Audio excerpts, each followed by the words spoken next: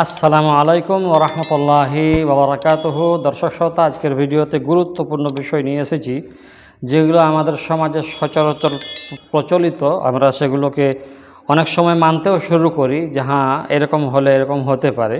তো আজকের ভিডিওতে যে বিষয়বস্তু আছে সেটা হলো হাতের তালুতে চুল গজালে টাকা আসবে। আমরা ইসলামিক দৃষ্টিকোণ থেকে বলবো এবং ইসলামিক তথ্য দিয়ে বলবো যে এ ব্যাপারে ইসলাম কি বলে। আমাদের সমাজে যেটা সচরাচর প্রচলিত রয়েছে এবং আমাদের সমাজে হতে পারে এমন একটি জিনিসকে নিয়ে মানুষ ঘোরাফেরা করছে যেগুলোর উপরে আল্লাহর থেকেও বেশি বিশ্বাস করে মানুষ। নাউজুবিল্লাহ, আল্লাহ ক্ষমা করুন। তো চলুন ভিডিওটা শুরু করি, দেরি না করে।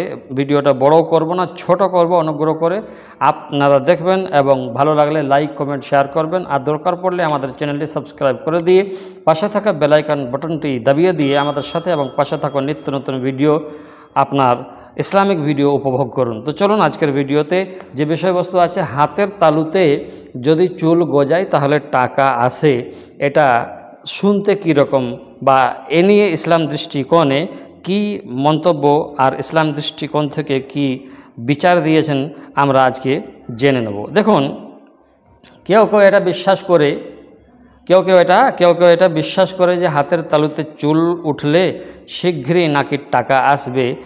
এটা পুরোপুরি ভিত্তিহীন কথা। ইসলামিক কোনো রকমের একমত পোষণ করে না এই কথার সাথে। এটা পুরোপুরি ভিত্তিহীন কুসংস্কার। ইসলাম দৃষ্টিভঙ্গি কি বলছে? আল্লাহ তাবারক ওয়া তাআলা বলেন, কোনো প্রাণী, আল্লাহ তাবারক ওয়া তাআলা বলছেন যে কোনো প্রাণী পৃথিবীতে নেই যার রিজিক আল্লাহর দায়িত্বে নয় বা আল্লাহর দায়িত্বে নেই। সূরা হুদের মধ্যে আল্লাহ তাবারক ওয়া তাআলা পরিষ্কারভাবে জানিয়ে দিয়েছেন। সেই জন্য রিজিক আসে আল্লাহর পক্ষ থেকে, হাতে চুল গজালে নয় বা হাতে চুল উঠলে নয়। তাই আমরা বুঝতে পারলাম ভাই এবং বোনেরা যে রিজিকের মালিক একমাত্র আল্লাহ তাবারক ওয়া তাআলা। তাই রিজিকের ব্যাপারে, টাকা কড়ির ব্যাপারে, ধন সম্পদের ব্যাপারে, সমস্ত বিষয়টার ব্যাপারে আল্লাহ তাবারক ওয়া তাআলার উপরে ভরসা এবং বিশ্বাস এবং ঈমান রাখতে হবে। যদি আল্লাহর উপরে ভরসা না রাখে তাহলে আমরা এই কুসংস্কারে ফেঁসে রয়ে যাব যে কোনো বলার নেই।